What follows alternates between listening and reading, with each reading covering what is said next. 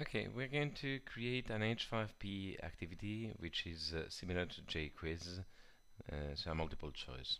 First thing we have to do, as usual, because this is something that we create directly on our Moodle, is to activate, to turn editing on. So here we are. I've just turned it on. I go to the topic where I want to use my exercise. I add an activity or resource, and I'm going to choose the H5P. So here it is. Instead of hotpot, I'm going to create an H5P. So in this case, we have to create the content directly from the Moodle platform. We're going to add, and it's going to open, as usual, certain forms. First one is the description, which we can leave blank. In this case, the title goes down directly in the editor. So first of all, I have to choose the type of question, the type of activity that I want to create, and the one that we need for this particular idea is the multiple choice, not the multiple choice, the quiz question set. This multiple choice would allow you to create one question, but we want to create several questions in the same one, so in the same activity. So we're going to go for the quiz question set. We choose this one, and now we need the title. So this is going to be creating the ing. Okay, for example, I don't want that background image, but I could. I'm going to leave in these things in default, dots and 50% to pass the activity, and I have to choose I have to add my questions, and I can choose them. So the first thing I'm going to do is choose the type of question I want. So I'm going to create first of all a multiple choice question, which is going to be called, for example, create a cut. It's going to be called cut. So the question is going to be, what is the correct ing form for cut? And I'm going to offer the options: cutting, which is double T, which is correct.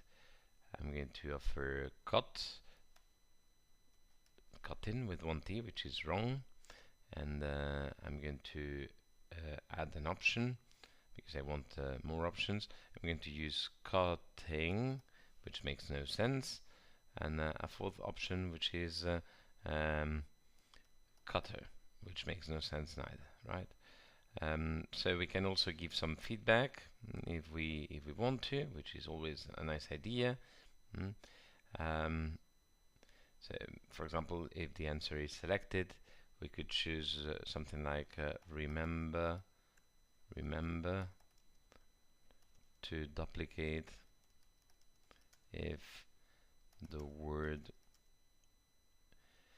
ends in a stressed syllable and in vowel consonant, in consonant vowel consonant. And we're going to save the question. You can also add a range, so depending on the answers. We can also disable backward navigation. There are quite a lot of things we can do that we will see in a second. What we're going to do now that we have created the first question is to add a question, and I need to you see that now we have question number 1 here, and now we are editing question number 2. I'm going to try to fill in the blanks. Okay, it is loading. Fill in the blanks is going to be with dance, and we have to fill in with missing words. That's okay. The instructions are okay.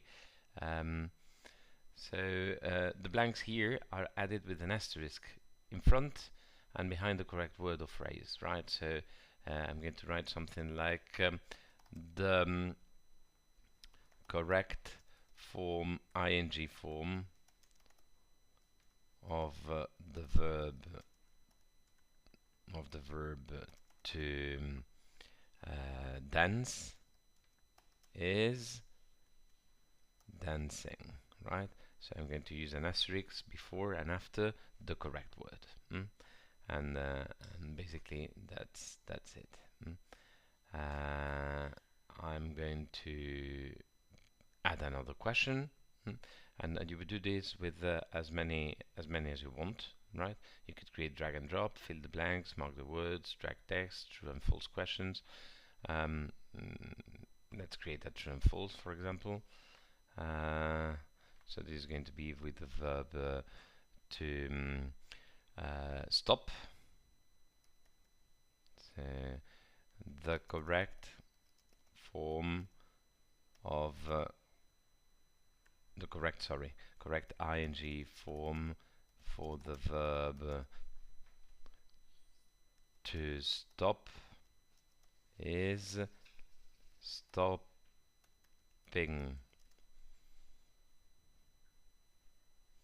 Is stopping, right? And it is true with a double P, right? Good. Now I have created three questions, and I have decided that this is the number of questions I want. Of course, in your case, you're going to create maybe 5 or 10, and more maybe of the multiple choice type, or more of the fill the gaps. We're going to settle now the things that are common for all the set. For example, I'm going to disable backwards navigation. They can only go forward. I'm going to randomize questions, so every time the quiz is activated, the order is different. And if I had like 50 questions, I could here say that I only want 25 to show, which is not the case, right? And that's it. We finish. What do we want the quiz to do when it finishes? To display the results, the solution button, to retry, these type of things. And I can also add some range. For example, if it is less than 25%, it is poor. If it is between 26 and 50, it is not good. If it is between 50 and 75, you should do it again. And if it is over 75 to 90, quite good. And the last one is going to be excellent. Right, that's it. So basically we have created this, and we can leave the other things enabled, and we can save and display. We save and display, and it's always a good idea to check that it works as we expect. So cutting was the correct one. Check. Yes. Okay, let's go to the next one. Dancing. Check. Correct. We forgot to put some feedback here, which would be nice. The correct ing form for the verb to stop is stopping. It is true. I check, and it's the end of my quiz. So finish. Excellent. And 3 points after 3, which gives me 100 points. As simple as this to create a multiple choice quiz with H5P. Hope you like it.